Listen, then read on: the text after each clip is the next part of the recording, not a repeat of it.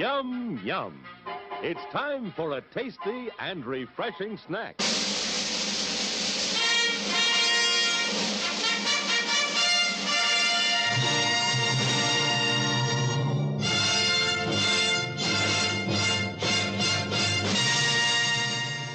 You know who I can do without? I can do without the people in the video store. Which ones? All of them. They never rent quality flicks. They always pick the most intellectually devoid movie on the racks. And now, on with the show. I'm Jack Death. I'm a trooper in the 23rd century. My job is hunting Trancers, finding them, and singeing them. Of course, sometimes they find me first. Then it's a little more complicated. Hey guys, what's going on? You are listening to ThisWeekInGeek.net's Loose Cannon. And of course, you should be kind and rewind as we open up the store here at Twig. And you browse our many aisles of clamshells, DVDs, Malaysian bootlegs, stuff found in the back alley of a comic book convention, and all sorts of other strange oddities you may find on streaming, be it Tubi, Shudder, even YouTube. If you're willing to go into the deep darks of copyrighted videos, you can find so much here. But Loose Cannon, as you may know, is the show that we dedicate to talk about the B movies and stuff that doesn't necessarily get a lot of attention from Hollywood modern critics, but you might find the odd YouTube personality talking about them. Well, we're podcast personalities, but I'm not alone as I suit up with my fellow trooper from across the 23rd century. I'm Aaron Pollyea. That's right, folks. So we're going to be talking about a film series that I have a lot of history with. In fact, even professional history with, if you can believe that. We're going to be talking about Full Moon Entertainment's Trancers series. Though we're only really going to talk about the first three, just because those are the ones that are considered canonically the best. They've reviewed fairly well, and there's some neat ideas that may have even bled into other properties such as Assassin's Creed, I would wonder. So I guess, Aaron, let's start with you today as we talk about Trancers, and then I'll go into my little spiel. Have you seen these movies before? Do you have any history or any thoughts on Full Moon Entertainment as a whole? I don't have any thoughts on Full Moon Entertainment, but I do remember the first Trancers movie because I probably haven't seen it since I was a kid, but I do remember like the people kind of vaporizing in a red puff of light. That stuck in my head, and I said, wait a second, I remember this movie. I just don't remember any details about it. So I don't really have any deep thoughts about it, but I'm really glad that we watched these first three movies. When I was a kid, a teenager, we used to have a video store that was really close to my high school, and I can't remember when I rented these, but I know I was in high school, and I saw the first Trancers movie, and I was kind of in this weird space where I was discovering Full Moon Pictures for the first time. I'd seen Puppet Master in the 80s, didn't know what it was, thought it was neat. And then I was browsing the sci-fi section because that's where I found most things I'd want to watch. I saw a movie called Bad Channels. Okay. And Bad Channels probably inspired me to get into radio, all things considered, besides Howard Stern's Private Parts. And Tim Thomerson, the guy that plays Jack Death, makes a cameo appearance in that movie as Doll Man. We'll talk about that. We'll talk about those movies at a later date. I picked up the first Trancers because it's that iconic poster where he's got, I'll call it the bicycle helmet on and the laser gun. And I just rented it one day, and I was like, holy shit, this is awesome. Because it was time travel, it was like Helen Hunt, and by the time I saw this was when she was at the height of her Mad About You career. She hadn't yet done Twister, so she was Jamie from Mad About You, as far as I knew, and I just never seen her in a movie like this. I'm like, okay, that's awesome, and she's really hot. And then I would go back to the video store, and I was like curious, are there more of these things? And then I picked up Trancers 2, then I picked up Trancers 3, and I think my video store had all the way up to Trancers 4, if I'm not mistaken. Okay. And I fell in love with this company because one of the things Full Moon Entertainment did is they would do something on some of their newer releases or they'd go back to older releases and add this, and you get these 15-minute things called Video Zone. I think they're available on YouTube or at least on Full Moon's website, and they're just they're like the precursor to special features on DVD. Like, here's interviews, here's behind the scenes, here's alternate trailers, and it would just be stuff that would be made up for press kits, but they would do it up as a DVD special feature. And most often, Charles Band, the director and producer for all these things, typically, would come out and say a few words, and then some narrator would say, here's Jeffrey Combs as Dr. Mordred, or whatever, and you get just some really neat behind the scenes stuff. So seeing these movies as a kid was so cool because it was the B movie thirst had started here with that. So let's flash forward to, it was, I want to say 2010 or maybe 2009. It was before 2012, either way. I did a PR gig because I was looking for stuff to do after I had graduated postgraduate studies at Mohawk College. And the first client I ever took on was Full Moon Entertainment. So I had a chance to talk with Charles Band. I interviewed him for a project in school because he was doing the Charles Band road show at that time where they were showing off props from Full Moon, talking about the horror movies, Puppet Master, Demonic Toys. This series would get brought up and stuff like that.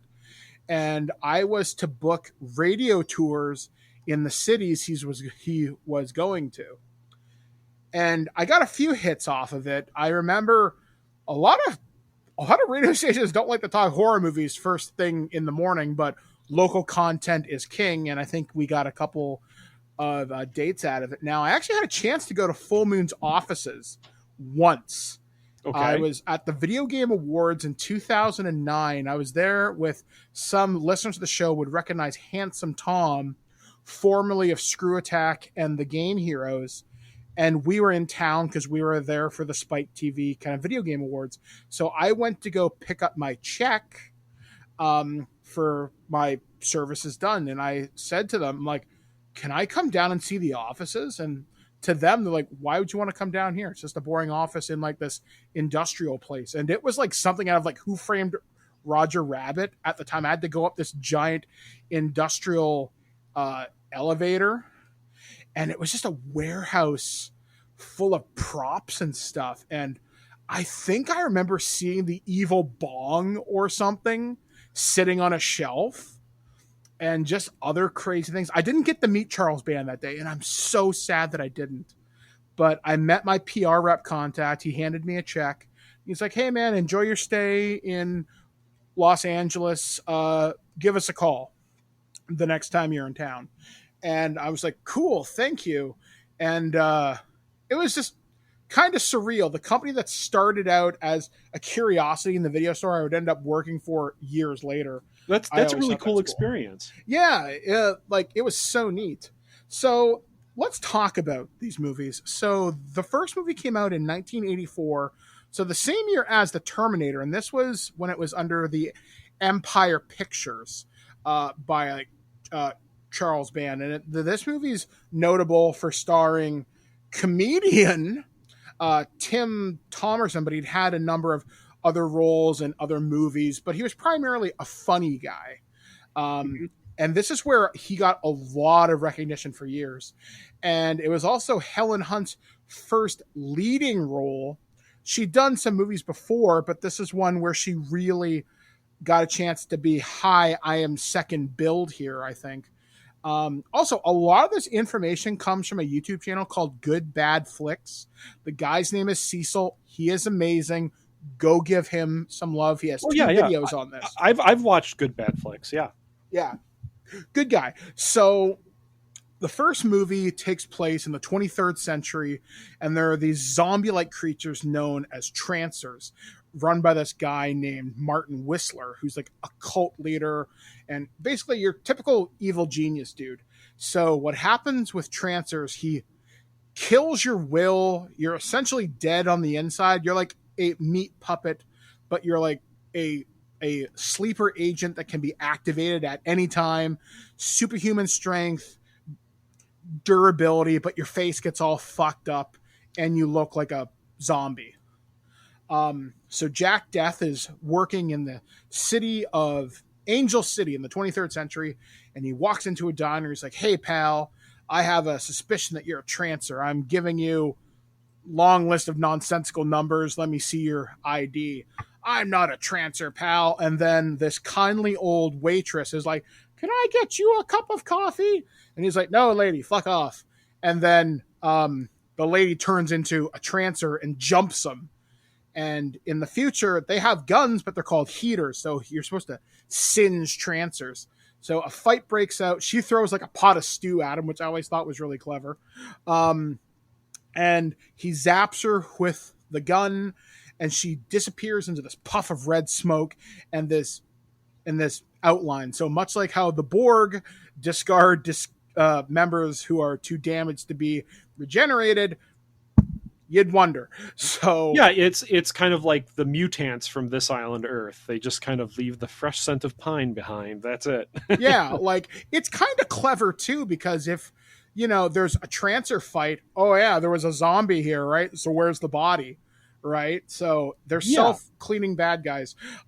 So he gets summoned by the Council at one point after he quits the Force because he's like, Trancers are too much trouble. Leave me alone. One of them killed my wife. I want nothing to do with you. So Art LaFleur as McNulty convinces him to come visit the Council, these three people who control the world, I guess. And there's only 2 seats there. And Jack Death's like, what the hell's going on? There's supposed to be like 3 of you. I'm like, well, there's only 2 of us now. And then they play this holographic recording of Martin Whistler, who does the stupidest thing you can imagine. "I'm going to tell you my evil plan so you know that it was me." Wah! Twirly mustache. And it's the first time we have an unresolved paradox that occurs. Yeah. So we're like, okay. So it turns out in the 23rd century, time travel is possible, but it's a very unique way to travel back through time. And it's very similar to Assassin's Creed. It depends upon your genetic lineage.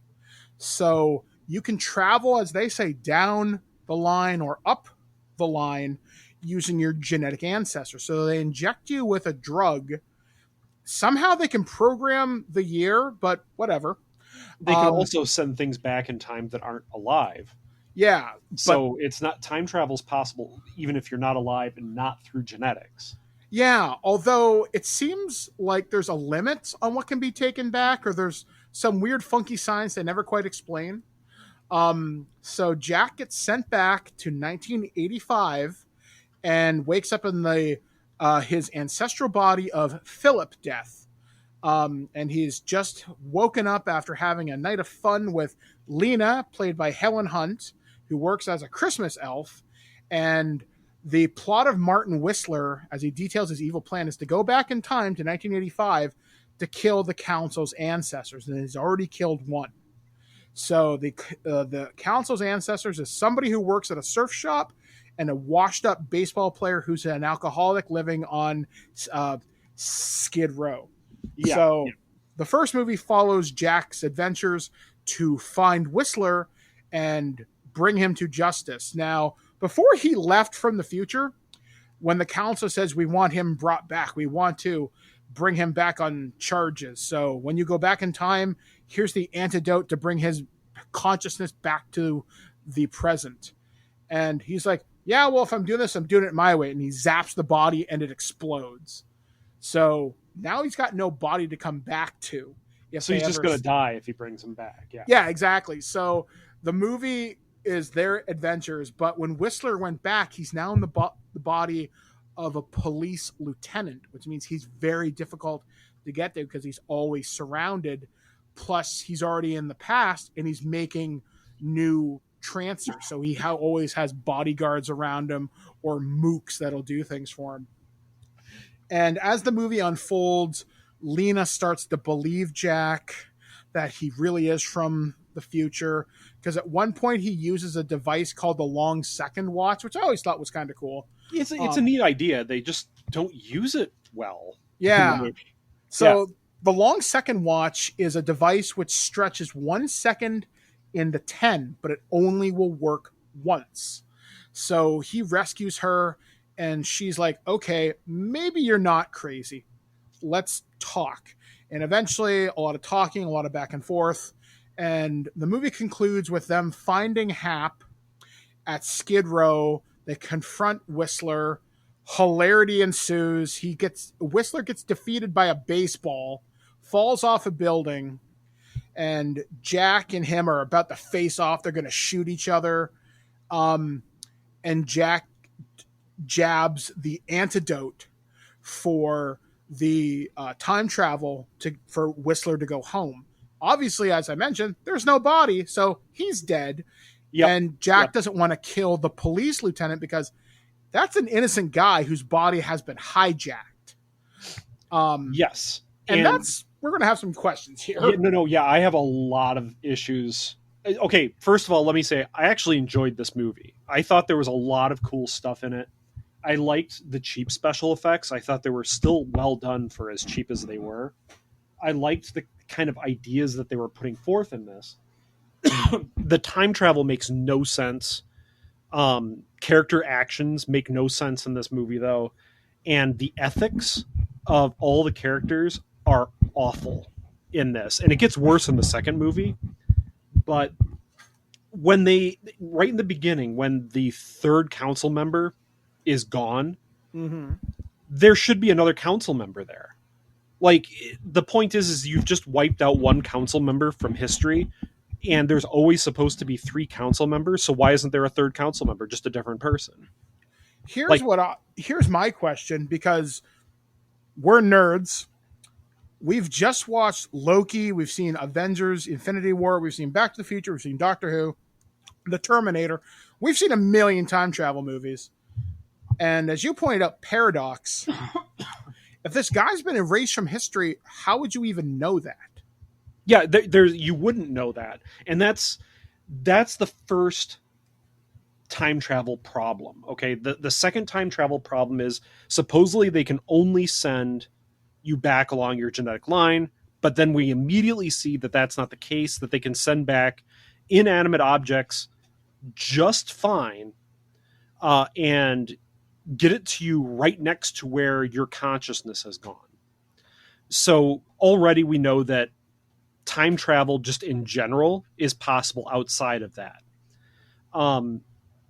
You get the second council member gets killed because the surf shop guy gets wiped out. Yeah, he gets turned into a trancer within 3 seconds of Whistler finding out who he is, by the way. And again, there's no council member that replaces that person. There's just like one council member left, and everyone remembers the council member. Then we get McNulty coming back, and McNulty gets sent back into the body of like a 7-year-old girl, right? Which is hilarious, which is actually really funny. I go, that's actually kind of an interesting idea. And the quote is, "This ancestor is the only one I could find. I had to sneak past the parents and everything." So doesn't that mean you could have gone into her parents' bodies and not be in the body of a 7-year-old girl that would have to then cross LA in 1985 by herself at night in a nightgown? Actually, you moron. Maybe there's a way to explain that, and I'm going to try real hard here. Maybe that could have been the strongest genetic link at that time. And maybe that's how their time travel works. Like, yes, you can only travel back among your genetic ancestors, but the link has to be strong enough. Yeah, but So- they never say that. They Yeah, never explain yeah. it. It's Again, that you that's can me go to making shit up. anybody. No, yeah, and then the problem is that, like, right at the end, they nail Whistler. Awesome, really cool. He doesn't have a body to go back to in the future. He's dead. But Jack Death, he uses the last injection on him, and he's like, "Oops, I guess I have to stay." But the future people could literally just send back another shot for him immediately and have it appear right next to him. Yeah, And they him just kind of let him deciding- go. And him deciding to stay there means that the person's body who he's inhabiting is now dead. You have now essentially killed that person and stolen their body. Yeah, because they get back in their body once. When McNulty shows up, Jack gets pulled back to the future via injection because McNulty shoots him with like a tranq gun and he wakes up in his own body. Yeah. And then when he gets sent back down the line, he's just finished having sex with Lena. And he's like, you guys couldn't have waited 15 minutes? Which means, here's my question. Is Philip Death's consciousness aware of what's happening, or is it just so submerged that it came up for air, saw, hey, naked lady, let's have fun? They never explain it. Yeah. And here's the other thing. You have McNulty in this 7-year-old girl's body who has now disappeared for like a day and nothing gets said. Like, she just disappears in the middle of the night. Her parents must be worried sick. She's just gone for a day or two or whatever. And then when McNulty leaves the body that we don't see because it happens after the movie, there has to be some questions about what happened to this girl. Like, how do you not remember the past 2 days? What happened to you? Yeah, I don't exactly. know. And then doesn't that create enough of a paradox that the future's changed? Yeah. The fact that Death is now inhabiting his ancestor's body and acting completely different means that he's not going to have the same children. And those same children, since they don't exist, even if he does have children, they're not going to do the same things down the line, et cetera, so he never exists. Yeah, like it creates a variant timeline. So it's like wibbly wobbly, timey wimey bullshit, but it's entertaining. So the second movie, No, it is. And I am sorry for complaining because I actually think this is actually a really fun movie. Helen Hunt's fantastic. Oh yeah. I actually like the girl actress that played the inhabited McNulty character. The actress's name is Alison Croft, and she doesn't have a big list on IMDb. Like, she comes back as McNulty in Trancers 2 as like the teenager McNulty, and that's great. Yeah, Again, that's wonderful casting. It's the same time travel problems in Trancers 2 though. Like, people are getting their bodies taken away from them and having non-consensual sex in them, and people are just effectively being murdered by the future people, and they're innocent. And that kind of brings up some interesting questions about Trancers 2. So Trancers 2 takes place about 6 years after the original. Jack and Lena are living with Hap so they can protect him from further Trancer attacks, just in case. But they haven't seen a Trancer in 6 years. And then suddenly McNulty shows up and it's like, hey, Jack, shit's going to happen.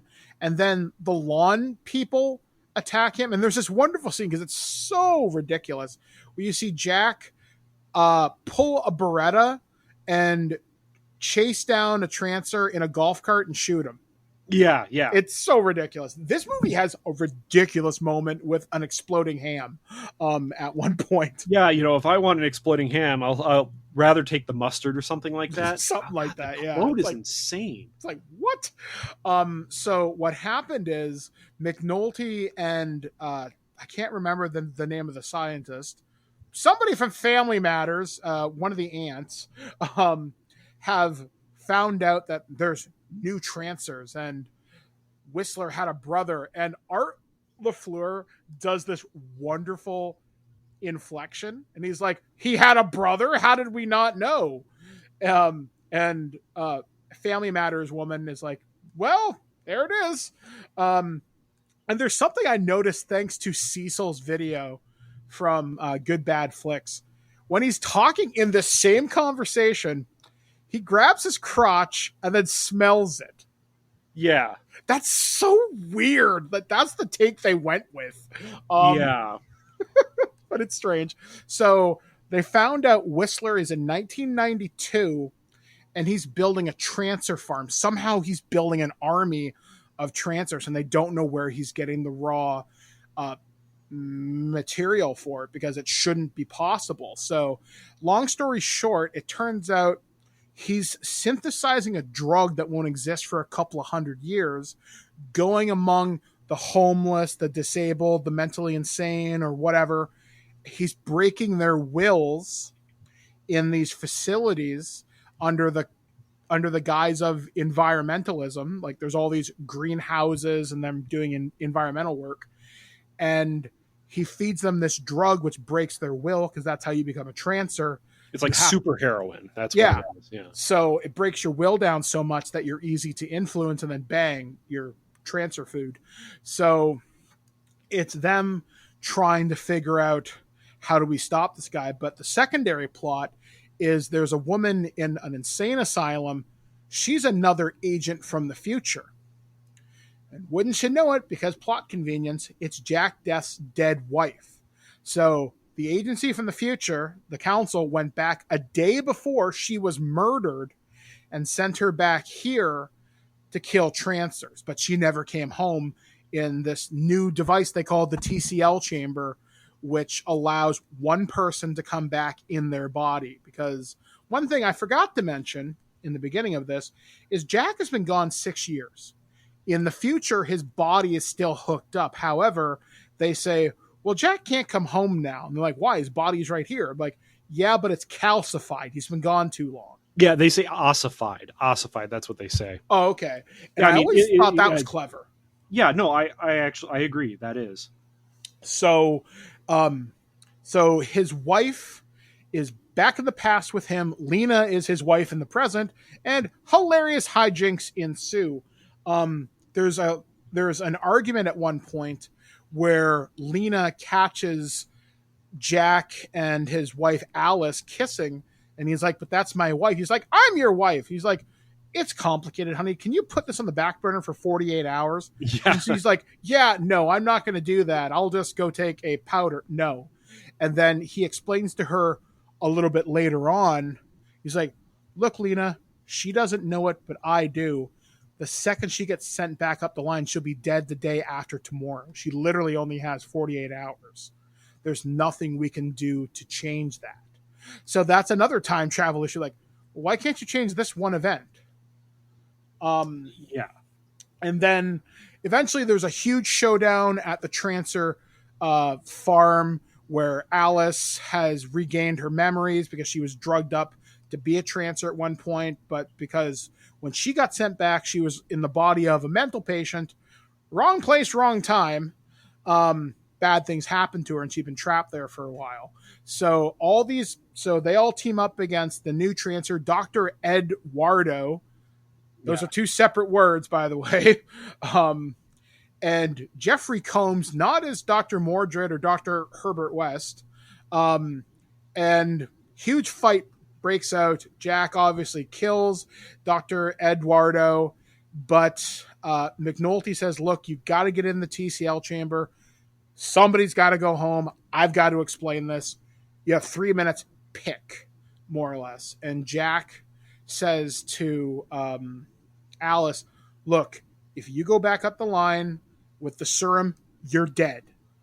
There's nothing that can be done to change that. However, if you get in the TCL chamber, you'll live in this body, but you'll have a new lease on life. Which means his wife never died in the future, which means he doesn't really ever exist either because of paradox. Exactly. So again, another branching timeline is now created, but Jack Death has all these memories. So she goes to the future, and as Cecil pointed out during his video, somehow has magically volumizing hair. So she her hair is fantastic. She looks gorgeous. So she comes out of the TCL chamber. She looks like $1,000,000, and she explains who she is. She goes over to Jack's body and is like, "Thank you, Jack. Thank you for everything." And then, yeah. So this is a movie. There's a lot of fucking ethics you got to talk about. Yeah. Okay. So first of all, first of all, Megan Ward as Alice Stillwell. She inhabits the body of a mental patient and doesn't give it back. So she effectively kills an innocent woman who had no choice in the matter, and voluntarily just ends this woman's existence, which is incredibly awful. Now, Megan Ward, this is her first movie role. She had been in a couple TV shows before this. Didn't she do Crash and Burn before this, though? Crash and Burn would have been, yes, before this. Yeah. Her acting in this is awful. Awful. I have it written down like 4 times. It's like she's a wooden block that looks amazing. The weird chemistry between her and Tim Thomerson feels a little off because there's such a difference in age.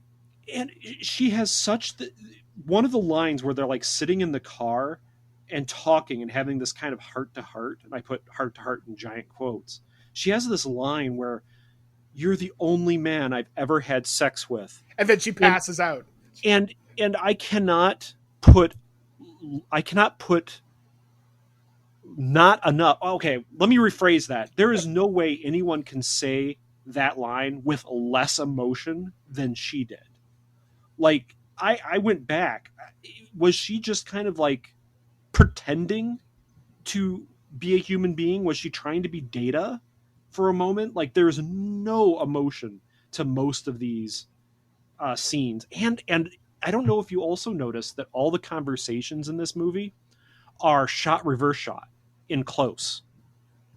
No, and it makes it feel really claustrophobic. I don't know. For whatever reason, I noticed that.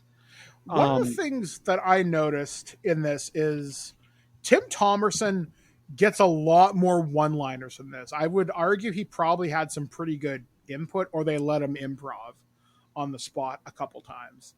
That scene you're talking about where she says, "You're the only man I ever had sex with," and then she passes out, and Tim Thomerson, without missing a beat, "Well, it wasn't that bad." Yeah. That was great. I wonder if that was improv. It felt like it was, because it actually was funny in a scene that was really devoid of any other emotion. Yeah, and it's kind of unfortunate because that actress gets better. I liked her in the movie Arcade, which was, I think, filmed fairly close to this as well. Another Full Moon Entertainment property, by the way. See, I actually remember her from Joe's Apartment. I've never seen that movie. I love that movie. For whatever reason, it's just so weird. I don't know. I liked it. McNulty is back inhabiting the same body as a teenager. It's the same actress grown up. And that's a great bit of casting, like you said earlier. But again, McNulty just disappears in a teenager's body for like 2 or 3 days, where the person is not going to have any memory of what happened for 2 or 3 days. I was in a fugue state or something, right? And McNulty continually smokes cigars in her body. Again, like, what the hell is going on with these people and their idea of not causing a paradox? Yeah, like it's so strange. The fact that this is a bigger change to the future because it ripples throughout everything. Because he says in one line, he's like, "How can you be so sure that this is your wife?" I'm like, "Because she died in my arms." Yeah, but she's in a completely different body. Yeah, like that. Yeah. Like that's what I mean. It's weird. Although this movie arguably looked a little better. The guy that played Hap Ashby he's a commodities trader or something now. Somehow he's turned his life around from Skid Row. Now he's living at a mansion. So that's a thing. Jeffrey Combs is in this in a very understated role. He just looks like a villain with slicked back hair. Yeah. Barbara Crampton, wonderful actress. I love her stuff. She's so pretty. Plays a TV interviewer, so that was cool. Again, this is Helen Hunt just coming into her Mad About You days and money, which leads And us she was good in this. Yeah, she was good. genuinely really entertaining. And then we get the Trancers 3 where she's reduced to 1 or 2 scenes. That's because her movie career and her television career were starting to pick up. Presumably, they probably wanted to save money. But I think she stuck around because she liked the series. Yeah, that's what I've read. I did a little bit of reading about the movies beforehand. She was shocked that she wasn't going to be asked back for the third film because she was so busy with Mad About You. And she said, I'll still do it, and I'll do it for cheap. Yeah, I just can't do lots of scenes because of my shooting schedule for the other stuff. But I'll happily come back because I guess she befriended most of the cast and crew from the first 2 movies. And I'm like, that's a class act. Yeah, that really is. But so the rest of Trancers 3, boy, I said before we started taping, this is the movie where they just throw out all of their canon. Which is they don't weird care. because this is considered to be the best of the Trancers movies. I consider the first, I would do, honestly, 1, 2, 3. That's the order in which I would rank them from best to worst so far. Same with me. So Trancers 3 takes place a couple of years later after the last incident. Alice is still up the line, but Lena and Jack are now getting divorced. Jack is working as a private investigator. Him and Lena have had trouble for years, and she's like, all right, we need to get the settlement done, sign the papers, and call it a day. And he's like, man, just give me one more chance. I promise I'll be at this restaurant at 8:00, get a table. We'll work this out. And she's like, okay, you know what? Fine. But then Jack gets kidnapped by somebody called Shark, who's this giant Star Trek Lord Zed alien, would be the best way to describe him. Yeah, but he's later told to be an android. Like, yeah, why would you make an android that looks like an alien? Yeah, so it's kind of weird.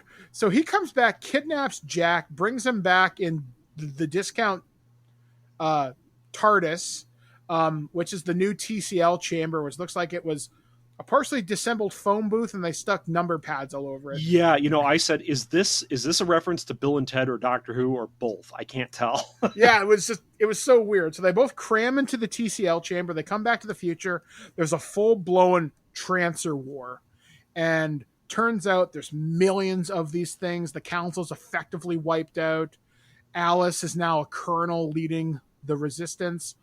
Family Matters lady is like the top surgeon and military expert left to fight the Trancers. And she's like, Jack, we've got a problem. These things are organized. We didn't see it coming. We've got a problem. We need your help.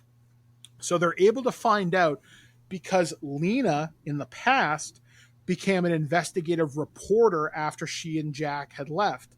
So when Jack left in 1992, he gets sent back to 2005 when the Trancer program is now being picked up by the U.S. military by, I can't believe I'm going to say this name because it's so fucking dumb, Colonel Daddy Mother, played by Andrew Robinson. It's and Mother. It's so dumb. Wow. Yeah, but this is a movie that has its lead as Jack Death. Let's be frank. Yeah, and everyone remarks on how dumb that name is. He's like, come on, Peter Gunn. Like, yeah, Jack Death. But yeah, so he's training these soldiers via hypnotism and steroids to be U.S. super soldiers. Basically, they're trying to make their own version of Captain America for, U.S. military shit. And he's a bad guy. And this is before he was cast as Garrick in DS9. I had to check. Yeah. I would wonder if this influenced casting because he's so slimy in it. But then there's lots of Deep Space Nine connections in this. Okay. Lots. I mean, RJ is a reoccurring character in Star Trek Deep Space Nine as a Cardassian as well. Oh, I didn't know that. Andrew Robinson is slimy as crap in this. And that's great. I mean, let's be frank, that he is one of the better parts of this movie. There's as mustache twirling as he is. There's one scene where he's got a Trancer recruit in his bed, and he's walking her through the steps of controlling your Trancer state. Basically, with his program, you can turn the Trancer state on and off all the way up to level 10, which turns you into full hulked out monster. And he's basically stimulating her. That's the only way I can say it without being gross. Yeah. And she's starting to partially transform, and he's like, fight it. So he's having tantric trancer sex, I guess. It's really fucking weird, but it's just the way Andy Robinson is like, call me daddy. It's like, no, creepy. Which, by the way, not the kink shame. That's weird. But anyway, so Jack befriends a Trancer recruit who defected, and he gets information from the past that Lena's this reporter. He finds us what she knows, but it turns out she's moved on. It's been 13 or 14 years for her. She's now married to some rich guy. She has a daughter. Jack's like, you couldn't have waited? She's like, I did for a year. I thought you were dead and nothing happened. What do you want me to do? And she's like, well, it may have been 13 years for you. It's been 13 hours for me. A little bit of a shock. But he gets his old car back. He gets some help. And then big fight ensues at the Trancer facility as Colonel Daddy's showing it off to the government, saying, hey, you want to keep throwing money down this hole because look what I can do. And I'm trying to think, where does this movie go? It basically goes into a firefight in the past where Jack Death comes into the base and tries to take out Colonel Mother, and survive to fight in the future. Well, at least stop the Trancers from being brought into existence in the future somehow. Mm-hmm. The paradox is incredible, and it becomes a little disjointed and weird to me at the end. Yeah, because this is a point where you could have logically ended the series if you wanted to, but the last line is what makes the rest of the series suck. You are like, what did they say? Emissary to space and time. He's Doctor Who with a gun. Yeah. We're going to send you everywhere where there's Trancers. Well, guess what? You just stopped Trancers from ever existing in the past. Job done. Like, I don't know, that all the time travel in these movies, it's awful. And did you notice that the Trancers look different in this movie compared to the first two? Yeah, and I always kind of chalked that up to advances in special effects makeup. Yeah, but I always liked the fact that it was a military experiment, so they were able to refine it. Oh, sure. It's MK Ultra. That's the CIA mind control program. But I thought they actually looked like the Comet zombies from Night of the Comet. Yeah, I actually never thought about making that connection, especially in the first fight with the Trancers in the bar. Yeah, like the dark eyes, like the wrinkled skin. That's what it kind of comes across. I was like, wow, Comet zombies. That's pretty cool. Like I said before, they throw out canon in this movie. There used to be laser guns in the future. Now everyone's just using like regular rifles and pistols, like revolvers. It used to be, his time used to be the 23rd century. Now the year is 2360, so it's the 24th century. They just don't care anymore about keeping track of that. It's stuff like that kind of bugs me in these movies when you're trying to make a sequels to movies, care about the movies that came before that have fans. They're the reason why you're making these sequels in the first place. Although this movie was the best looking in terms of film. Like, I watched this on Blu-ray and it looked really nice. Oh, and yeah, that surprised me. The sets look amazing in this. They're really good, honestly. One weird thing that I noticed, and because it's me, they picked some really odd choices for their kind of weapons in this. In the first Trancers movies, it was a detective special and a .38 revolver, which was standard for the police officers at the time. That made sense. In the second one, they're on the plantation for the Trancer farm, and the guards are walking around with Ruger Mini 14s. And I couldn't figure out what the hell they were until I went to the Internet Firearms database, which, by the way, you can't post that link on Facebook. Even in a private message, it marks it as restricted content. It's because it's a firearms link. I guess. Fucking stupid. But I was like, okay, that's a really weird choice because it looks like an AK, but it's not. It looks like the AK, but the stock's missing. Yeah, it made me think AK at first, like the first couple frames that I saw it. I'm like, no, that I don't know what the hell that is. And I looked it up later. There's a whole bunch of guys that have shotguns in the movie that the Internet Movie Firearms Database doesn't even talk about. But yeah, I was like, that's weird. I mean, I guess you go with whoever's the cheapest armorer who's local to you, because they did the same thing in RoboCop 3, which we talked about last week, where like there's some really weird choices here. And because my friend Liam, who's former military and going to be a player in our Stargate RPG, knows guns like the back of his hand, we were able to identify armorers who worked on specific movies by the pieces of hardware that are being shown. Like, he found comparisons between Rambo and Predator. We were able to figure out all these different connections. Like, oh yeah, that movie had the same armor. I was like, why? Because that's the exact same M60 Rambo uses. Well, it's even like down to the markings. It's like if you watch enough Asylum films, you recognize that they're using the same armorer through most of them, because there's this artillery Luger that gets used through a lot of their films, and it's such a rare, unique gun that it kind of sticks out. Mm-hmm.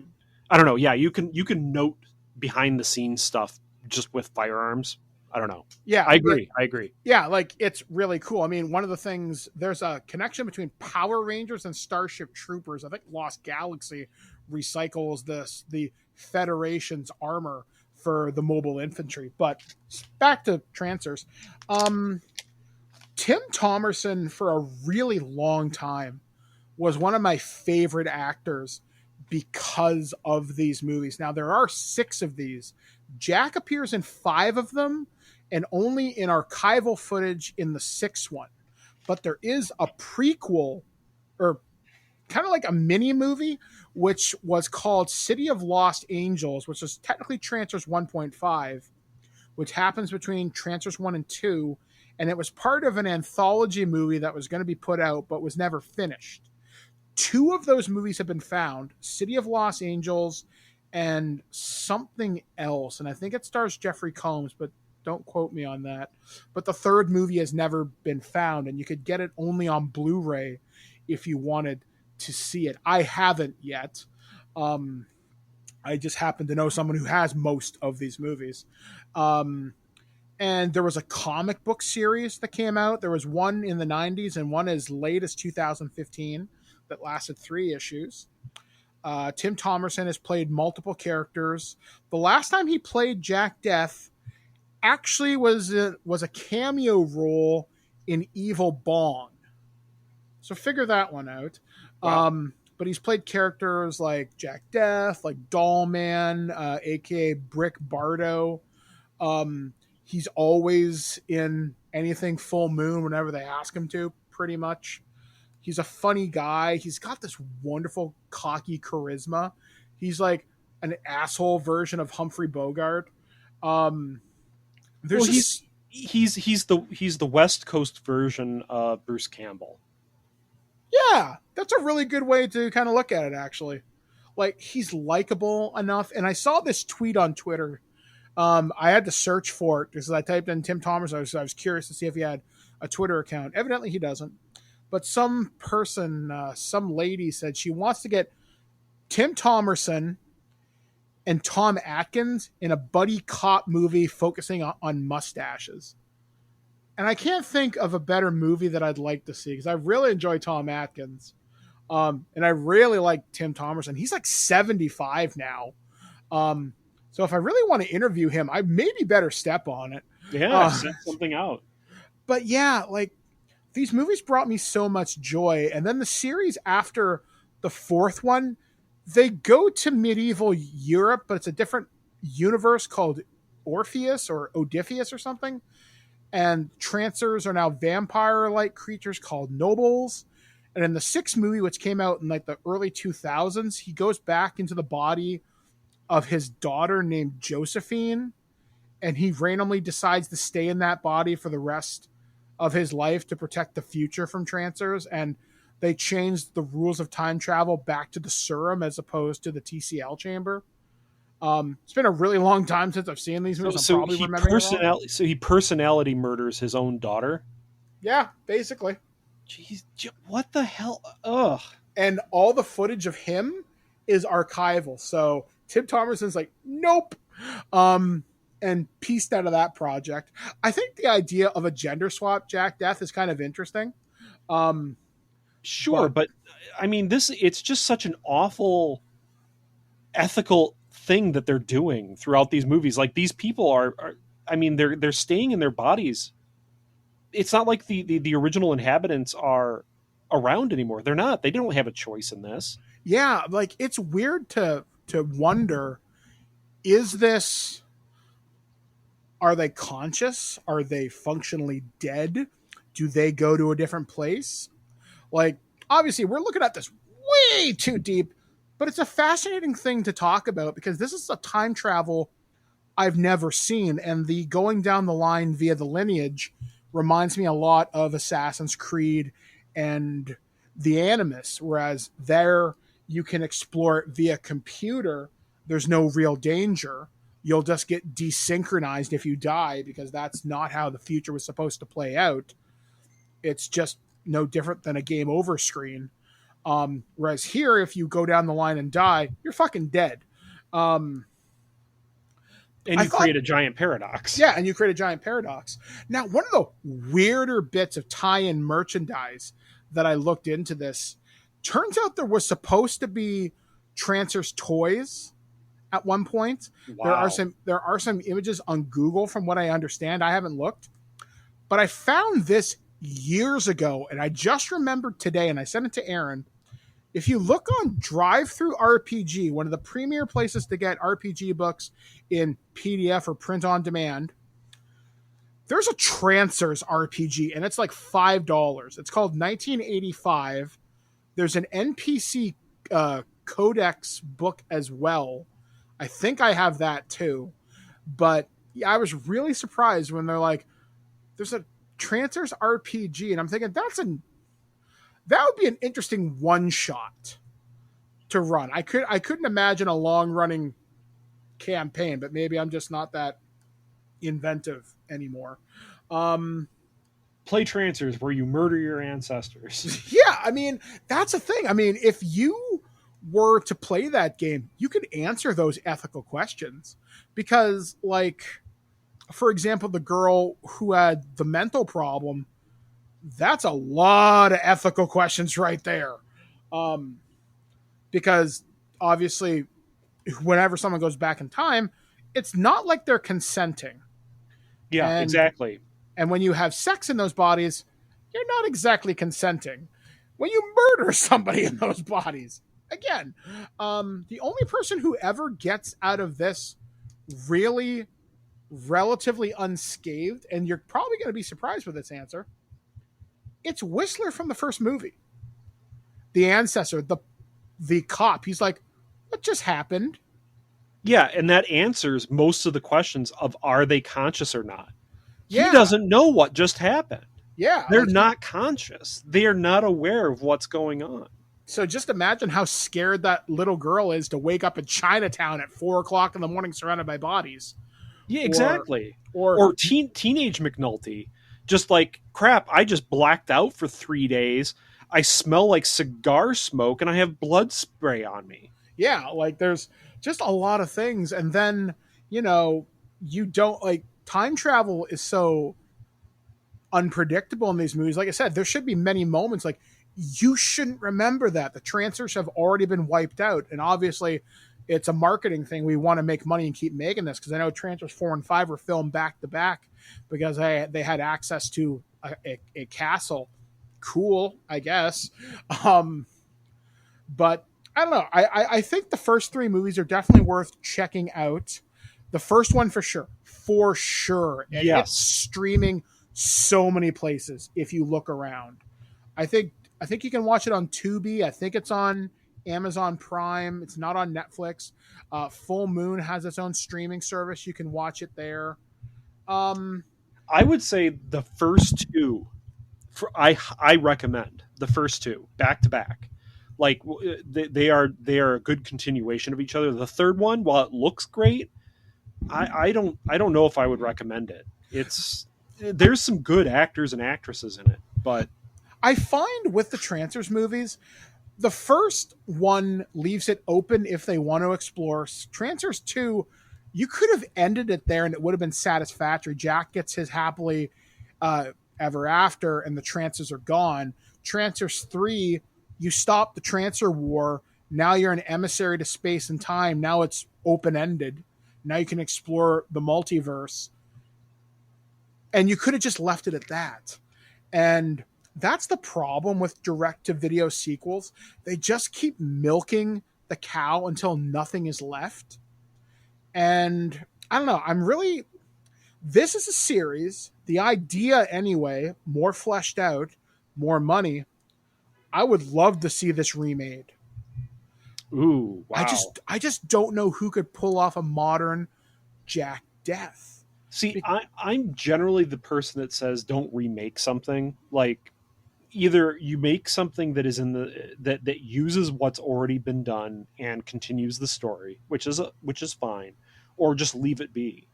But if you were forcing me to remake it, who would be a good Jack Death? Honestly, wow. I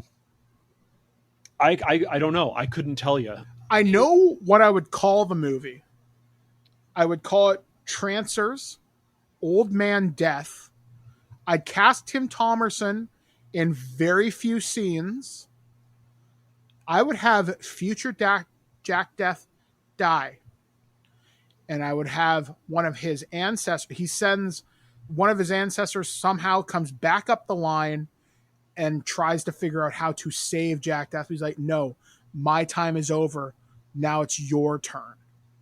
Or something like that. And I wouldn't do the female Jack Death again unless you could find someone charismatic enough to carry it. Because there's something about the portrayal from Tim Thomerson and the writing. It has to be super consistent. Because that's the glue that holds the Trancer movies together. The idea is fighting zombies, more or less. But Jack Death is that character you need. He is the franchise. So if you're going to have someone carry it forward, they need to have all these components. That's why I'm thinking if you have a pass the torch moment, it could work. And don't have it as ham-fisted as Shia LaBeouf and Harrison Ford with Mutt Williams and Indiana Jones. That doesn't work.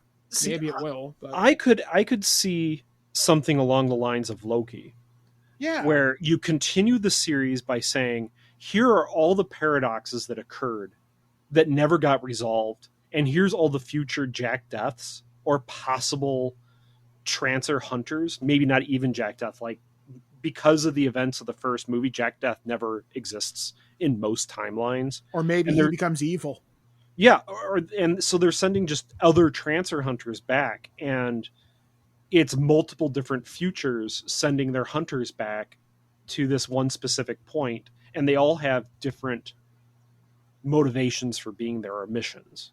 Yeah. And that might be interesting, but I don't know how well that could be done. You'd have to get, I don't think you would have to get like a dozen people that are really charismatic. I'd get three or four. Yeah, just 3 or 4. And you have other Trancer hunters being killed off early on. Like Suicide Squad. I was going to say, yeah, this is like Jack Death Suicide Squad. Like these are the best of the best, but the problem is that the situation they're in is like apocalyptic level. And there's Trancer hunters that are just gonna die. And maybe one of the main characters that you think is gonna live doesn't. And yeah, it's not exactly a happy ending because only one future can exist really in the end. Yeah, so Charles Band, if you're listening, we have ideas, legitimate ideas for the future of Trancers. Wouldn't that be cool? But yeah, I mean, there are some really interesting things you could pull off on this. I just don't know if who I would get to actually do the main role. I would love Jerry to bring back O'Donnell? Helen Hunt some way. Jerry O'Donnell, maybe. Like That wouldn't be terrible. He can be kind of smarmy and charismatic at times. Yeah, Helen Hunt has to come back as like a cameo. I know who I might cast. It's probably going to be a really, really weird choice, but he's got the charisma to pull it off. Brendan Fraser. Fucking Robot Man from Doom Patrol and The Mummy.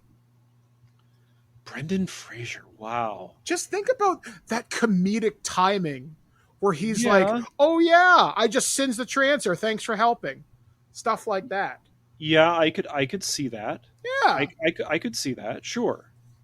I mean, there's so much possibility here. I would love to see something happen with this franchise. I don't want it to die and be relegated to here's a random box set that'll cost you $150 or whatever in the future.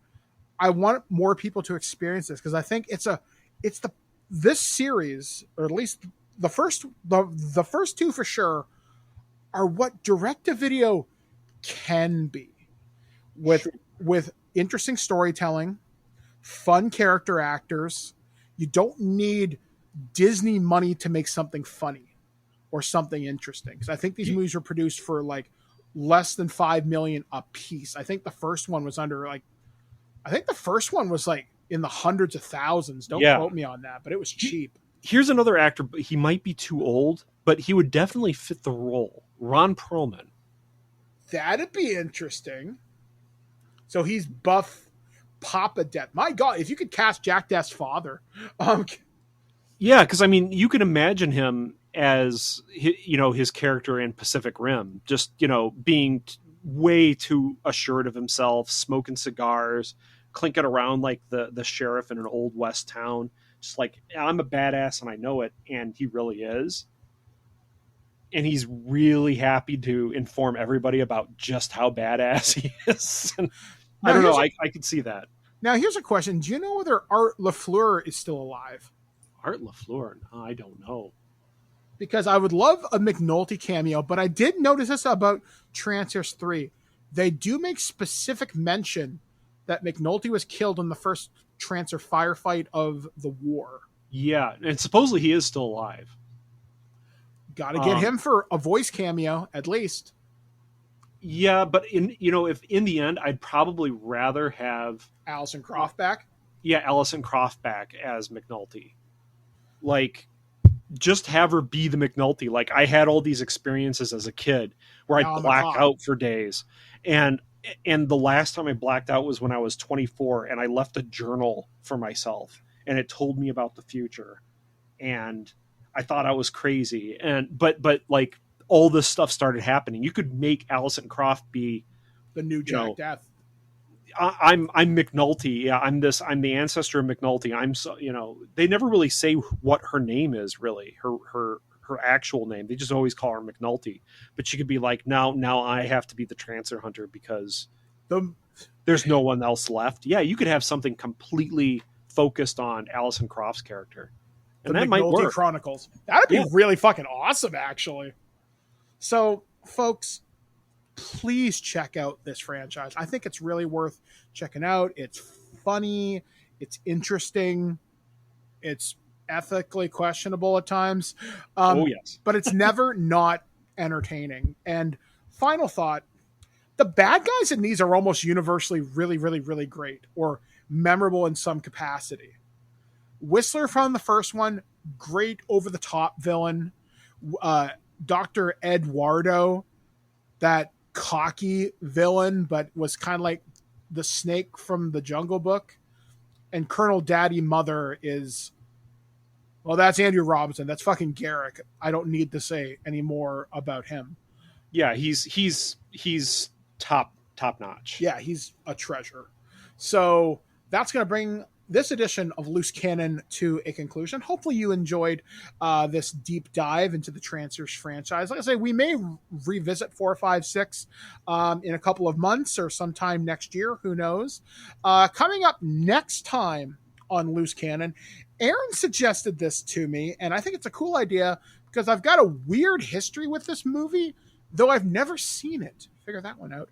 We're going to be talking about the werewolf movie Dog Soldiers. That's right, werewolves and the military. It's going to get all sorts of fucked up in here. So we're going to talk about that. And then on the next Future Imperfect, you should be hearing us talk about the Aliens franchise. We're going to talk about the original 4. We've got the prequels with Prometheus and Covenant, but there's also a ton of tie-in media. Alien Fireteam Elite comes out this month. Free League Publishing has the Alien RPG. They just recently put out the Aliens Colonial Marines book. And unfortunately, as of today's recording, the author of 2 of the books that are the essential making of Alien and Aliens, J.W. Rinsler, passed away. And I think I got his name right. So I think it'd be kind of cool to talk about Aliens, especially during, I think it's its 35th anniversary this year. So yeah, we got a lot to talk about. It's going to be exciting. I love Xenomorphs. You guys know that. So lots of good stuff coming up on here. I know we're also going to take a look at, I don't know whether this will be a Loose Cannon or a Future Imperfect. We're going to take a look at Plan 9 from Outer Space and Ed Wood, and that'll be kind of a crossover with Earth versus Soup, because I've never seen either of these movies, and I've always seen clips from Ed Wood. I know of the notoriety of Plan 9, but I've never seen it. And then we're probably going to close out the month talking about space, more specifically space probes. What are some of our favorites? What are some of the more notable examples? And did you know, trivia time, kids, did you know Mars was not the first planet we heard stuff from? That's right. We've had microphones on other planets. So we'll talk about all this and more on Future Imperfect and on Loose Cannon. So until next time, Aaron, it's time to lock up the video store for this week. So for Loose Cannon, we have been Aaron Pollyea. I've been Mike the Birdman saying, be kind, rewind. We'll catch you guys again next time right here on ThisWeekInGeek.net. Good work, Jack. Now you got them both managed. God damn it, McNulty. The next time someone hands you an exploding ham, I'm gonna pass the mustard. Are either one of these any good? Sir, What? are either one of these any good? I don't watch movies. Quick! Change the channel! You're wasting your life making shit! Nobody cares! These movies are terrible! You're still here? It's over. Go home. Go.